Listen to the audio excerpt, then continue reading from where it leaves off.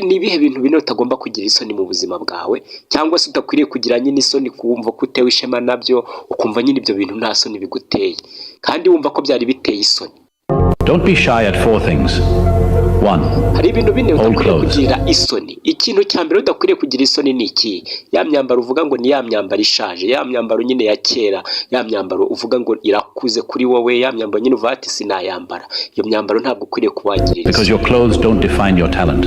Kubera ko iyo myambaro ntabwo yigeze ibura kugaragaza neza impano zawe zose wari ufite cyangwa se za mpano zawe zose uko zari zimeze. 2. Icyaka Poor friends.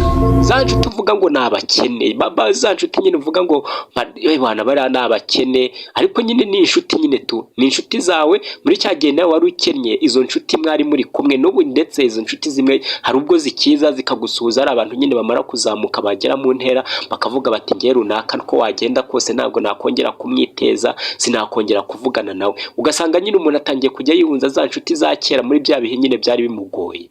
Ati izo nshuti ntabwo ukwiriye kuba wazirengagiza. Kubera iki rero? Because there is no status in friendship.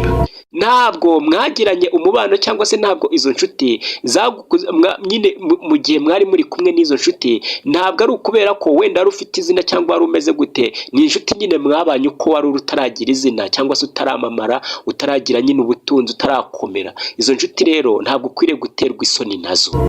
3. Old parents. Icya gatatu navuga ngo ba babyeyi uvuga nyine ngo barakuze bageze mu zabukuru, nyine ababyeyi bamaze nyine kugera mu zabukuru, nabo ntukwiriye guterwa isoni nabo. Ba babyeyi nyine uvuga ngo ngaho ngo nta hantu namujyana, urubyiruko bamwe bo barabizi ngo ngiye mwana ngo mfite ngo muzehe ngo arashaje, ngo mama ngo ni mukecuru. Ibyo bintu ugasanga nuko nyine mubivuga ngo ntabwo najyana nawe wana, ubwo se ngo yatuma ntwika ngo cyangwa yatuma ngira ngo ugasanga nyine ni muri ubwo buryo. Abo nabo ntabwo nawe ukwiriye guterwa isoni n'abo babyeyi. Niba ari ahantu ikirori jyana uwo mubyeyi, hari abantu bajya gukodesha ababyeyi ngo ni ukugira gusa ngo ajyane umubyeyi akagenda akareba nyine ngo babandi ngo bari mu byiciro byo hejuru. Oya, ababyeyi bawe ntabwo ukwiriye guterwa isoni nabo, niko bameze kose nubwo bari mu zabukuru ntabwo ukwiriye guterwa isoni nabo. Kubera iki rero? Because what you are today is because of them. Kubera ko icyo uri cyo uyu munsi ni ukubera abo babyeyi. Ni ukuvuga ngo nyine icyo uri cyo uyu munsi cyangwa se aho ugeze uyu munsi ni ukubera abo babyeyi nubwo ureba ko bashaje. Icyaka rero ni iki? Simple living.